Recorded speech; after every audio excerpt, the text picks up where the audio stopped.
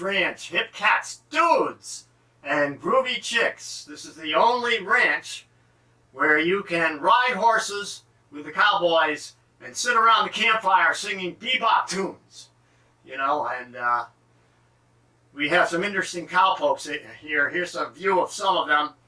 Two of them are my favorite, Luke and Billy. We call Billy the Kid because he's a great kidder. You know, the two of them were out on the canyon, on the range, riding the other day, and they heard this drumming. And Luke said, I don't like the sound of that drumming. And Billy said, oh, well, that's the sub-drummer. The regular guy couldn't make it. He had another gig. That's a musician's cowboy joke. You know, Luke's quite a bragger. He said to Billy, he said, you know, I'm the best shot. I'm the best draw in this whole range. And Billy said, well, that's not so great. I've got a girlfriend. Anyway, this evening I'm going to be showing you how to write songs and create good chord progressions. This is a theory lesson now, and I'm going to use that as an example, the national anthem. Now, you all know the melody, of course, of the national anthem. But do you know the right chords? Do you know how to find them? Well, that's a theory lesson. So I'm going to show you that this evening. We'll start out, play it for you, and then I'll talk about it later on. So here we go with the national anthem.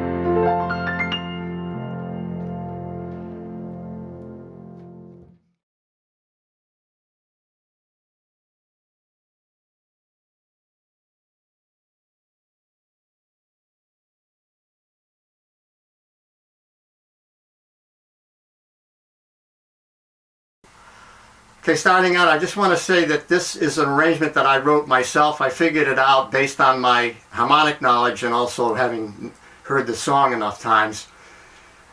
It's very basic, a very basic arrangement. I didn't read it out of a book or a transcription book, but I think it's pretty close to what the composer wrote. And his name was John Stafford Smith. He was an Englishman, and we adapted his song to our national anthem, became our national anthem. And of course, you know, Francis Scott Key wrote the words, the lyrics, based on a poem that he wrote about his experience of watching the Battle of Baltimore, 1812 Overture. 1812 War of 1812. And it was a poem that he wrote, actually, about Fort McHenry and the bombardment of it and how the flag stayed up during the whole thing. You know the story. Yeah, so these are basic rules. I wanted you to know what the basics are and how to figure them out. So the first thing you have to know is, what key am I in? Well, you can see it's the key of F there. And F major has one flat, and so you want to know the scale.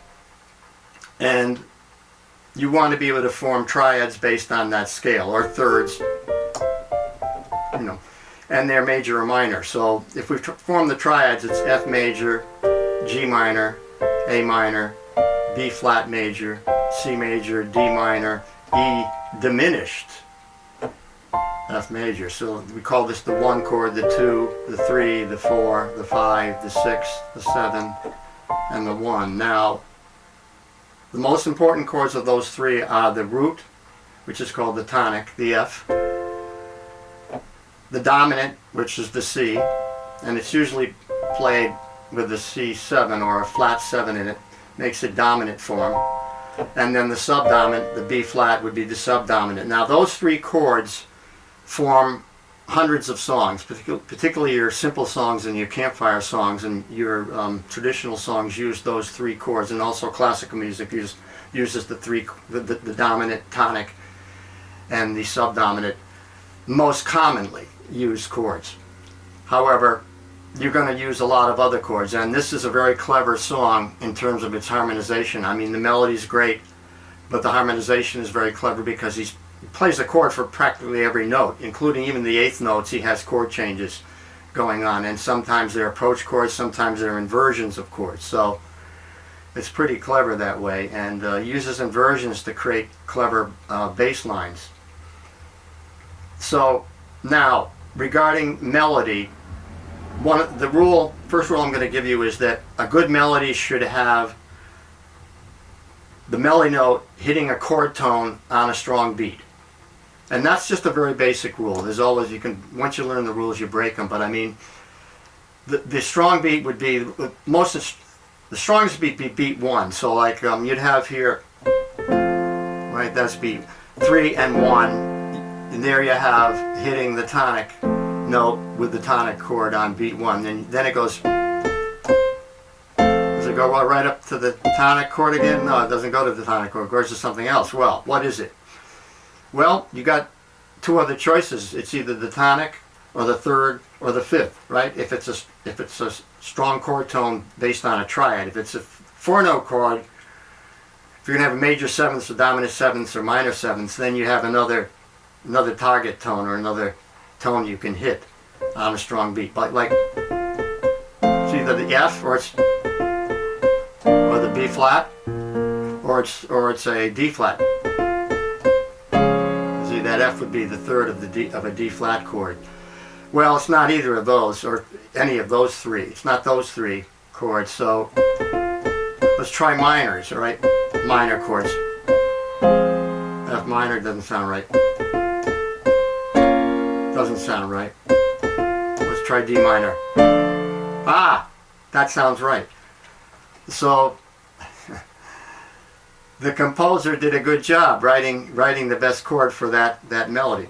Now he actually put a chord in between like this. See, I told you he uses approach chords. So now he's created a bass line, F, E, D. Nice bass line to approach that D. Now this next chord is interesting. It's actually an A with a C sharp. The computer doesn't understand the scale of A, that it should be a C sharp. It just thinks we're in a flat key, so it puts a D flat in there, but it's really an A/C sharp. That's telling you that it's an A chord on top, and then it's a C sharp in the bass. So D minor, it just goes down a half step, and then it puts the 5 of D minor and goes back to D minor.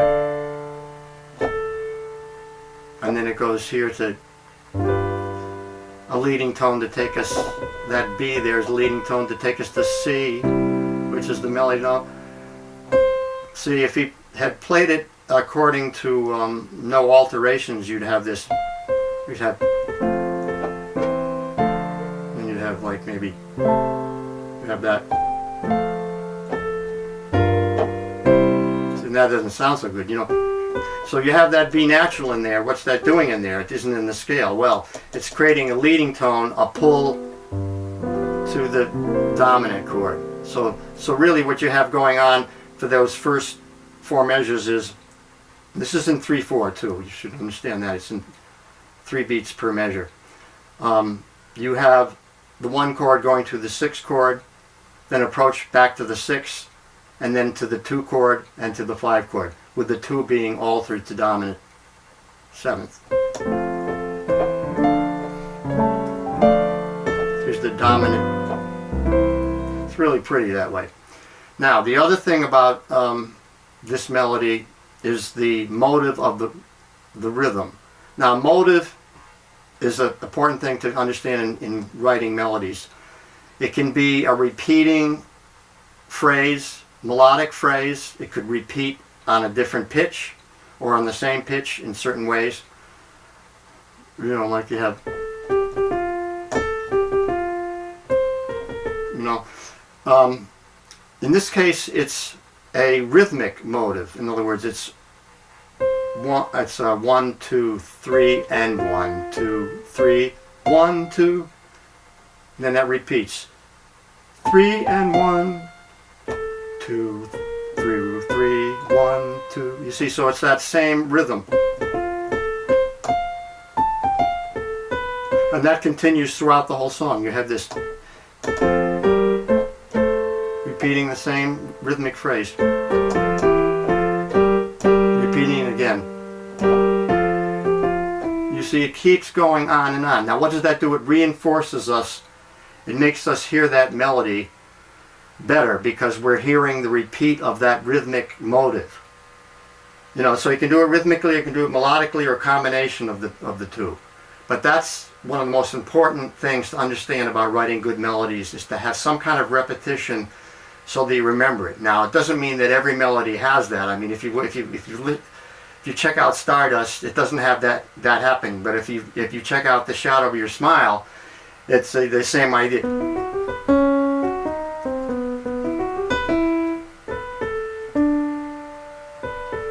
You know, it keeps repeating a line, a repetitive line. Now, the next thing after that is I want to talk about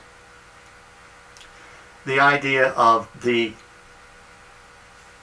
altered chord, or a chord that has been changed from its form to another form. And in this case, what usually happens is the dominant chord, a chord that is a minor 7 chord, becomes a dominant chord, and that creates a pull to another chord. So, like if I take any of these chords, let's take the 2 chord, the G minor. If I make it dominant, it wants to pull to the C7. If I change the 3 chord to a dominant chord, it wants to pull to the D minor or the 6 chord. If I change the D minor to dominant chord, it wants to pull to the 2 chord, the G minor, or I can pull to the 2 chord altered. You know, if you take the 7 chord, half diminished and make it a dominant, it pulls to the 3 chord. In other words, it's pulling through the cycle. Again, if you look at the diagram from my book, it shows you how the cycle is pulling you, they're taking you. Now, what this is, it creates logic. Now, this is not for modern music. This is just for traditional music, that we want that logic in there so that it makes sense to us. In other words, the cycle of this just makes sense. It works. It creates good melodic lines and good, strong harmonic movement through a progression, as I showed earlier. So the secondary dominants are the chords that are in the scale tone 7s that have been altered now to dominant form, so that they can create movement to another chord or another tonal center. Like often, you know, like from F major, you'd move to the relative minor by way of the A7. Like that, you know.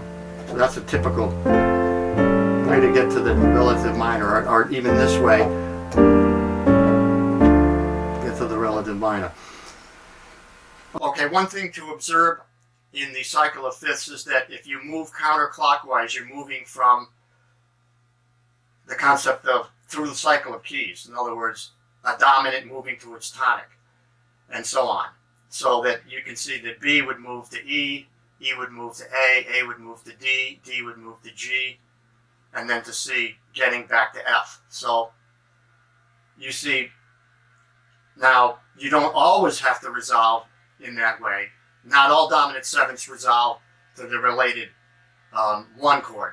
In other words, a 5 chord moving to a 1. Doesn't always happen with dominant 7ths, but I gave you examples of that happening with the secondary dominants.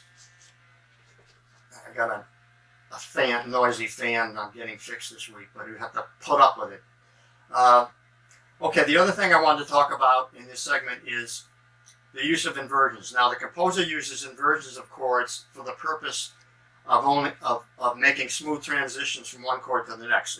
Right at the beginning you hear, there's your F chord moving, bass line moving down, inversion of a C. It's C melody note, but E on the bass with the D minor, and then the A chord with a C sharp. That should be a C sharp there.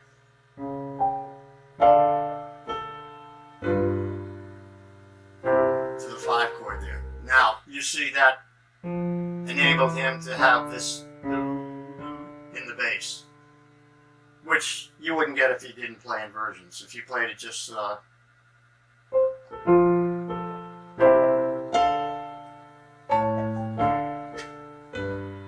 see, you wouldn't get it. You wouldn't get that nice bass, that melodic line in the bass is very nice against that melody. So that's an important thing to use, is inversions, and they're used a lot in classical music, of course. Also, you have it here. You see, that's not really an A minor 7 here. It's an inversion of an F. It's not that sound. You know, the inversions are really pretty sounds, I think. So those are 2 good points.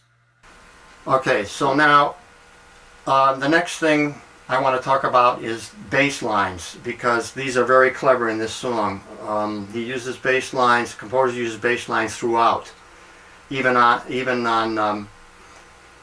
you know, eighth notes, but particularly this passage where you have ascending bass lines with descending melody. It goes like this.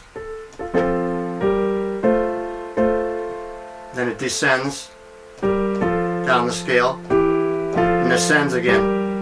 See, so that's parallel bass line movement with the melody.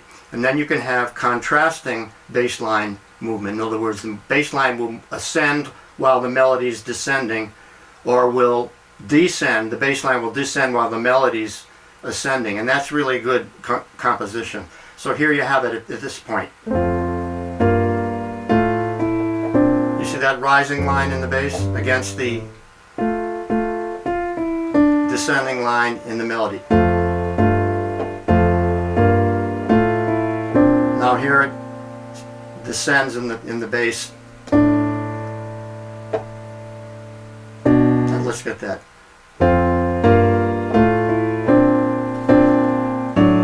There to there to. Now here's contrary motion here.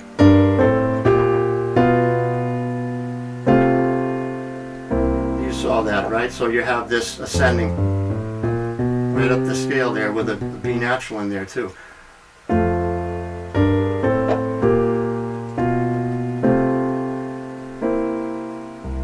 Really nice.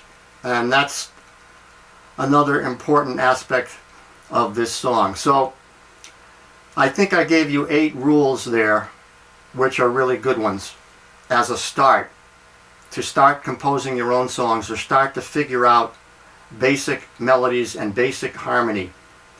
And I'll give you a review of each topic. Before I go into the review, I just want to talk about the last 4 measures of the song, because it's a climatic part of the song, and it's really interesting what the composer came up with. I mean, just before that he had, it gets really dramatic here. It gets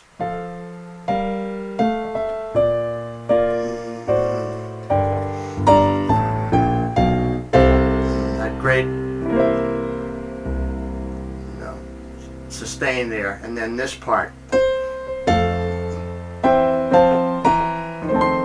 So that chord there, now you're saying, well, how did you come up with that? Well, this is the same principle that I talked about when I was talking about contrary motion. He has an ascending line in the melody, and he has a descending line in the bass, which gives it a lot of power, you know, particularly in this case.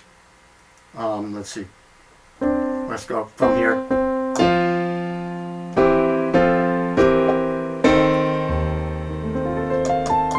You see, that's a beautiful chord. It's really an F chord, but with the flat 7 in the bass. And now these are eighth notes, but there's a chord for each one. And it continues to descend down the scale. So you have this bass line, chromatic.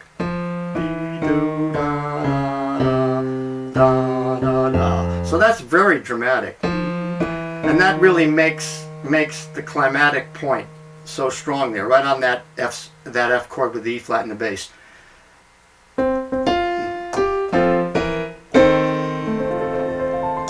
And then you have this beautiful.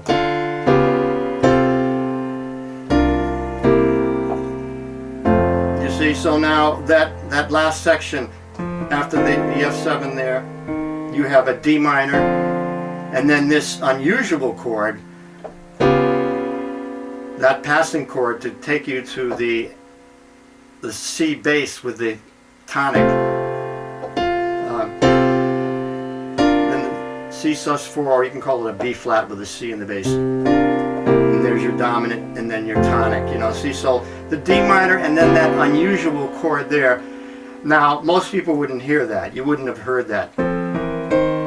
And it's not always played, but it is there. It's an important chord.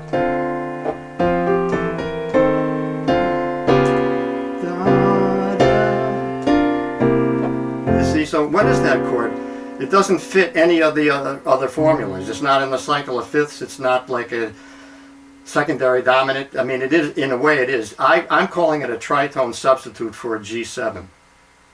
That's what I'm calling it, and it has the flat 5 in it, which is the G. So it's like you're approaching a C, so a G7 would approach a C, right? But instead of the C, you got an F with a C in the bass. It doesn't matter, it's still the C is the bass note. So you're approaching that bass note, and that's a good way to do it. So I hope I'm going to give you the review, and then I hope you learn something and you'll write to me. So here's the review. Okay, reviewing, you have to know what key you're in, and you have to know the scale of it. So we're in the key of F, and then you have to know the chords that fit the scale, the scale tone chords. Also in sevenths, right? So all the scale tone seventh chords. Those are the working chords that you're going to work with to create good chord progressions. And the most important ones are the tonic, the subdominant, and the dominant. So the F, the B flat, and the C. And we're going to make the C a dominant seventh in most cases. So now for the melody, you want to play good strong target tones. See? It's not so good. Or it's not so good. That's it. And then a nice approach chord, a secondary dominant. See, so I talked about the secondary dominants, but good strong target tones on strong beats to have a good melody. This is traditional stuff now. I'm not talking about abstract or modern music. This is just traditional music. The other thing is to have a motive, and it can be a melodic motive or a rhythmic one. In this case, it's rhythmic because it's 3 and 1, 2, 3, 1, 2, and that keeps repeating throughout the whole song. 3 and 1, 2, 3, 1, 2. It's a waltz. So 3, 4.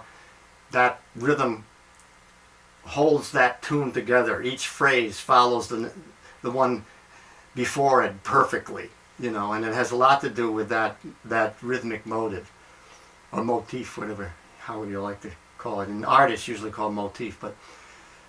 The secondary dominant means that you can change any of the minor chords or any of the quad. You know, you could change the 4 chord, which is major, to dominant, and it would move to E flat. You know, and move to another key. So that's a good way to maneuver around and also change keys, is to create secondary dominants. And then the last thing I believe I talked about was the bass lines. How clever the bass lines are in this. Even the one that goes, you know, at the end of that particular phrase where it goes.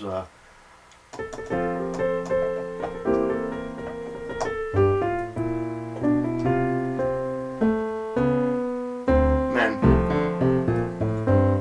that gets you right into the next phrase, you know, that bass line.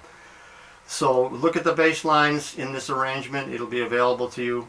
If it's on my old website, I'll give you a link at the bottom of this video, because the new website doesn't have all the scores because they have to be loaded. I have to load them myself, learning WordPress editing, so give me time to do that. But you can always write to me if there's a score you need. Write to my email or my contact sheet and I will send it to you. And write to me, let me know if you learned something from this. This is a basic lesson in harmony. And if you'd like a jazz interpretation or an interpreted, more expressive or more personal interpretation of this song, write to me and I'll consider that as a request. Okay, so take care, and here's the sign out. Signing off from the Jazz Ranch. Thanks so much for joining me. You know, Luke and Billy just came in and they said they don't want to sing bebop tunes, but they want to learn how to scat sing. Oh boy, now I'm really in trouble.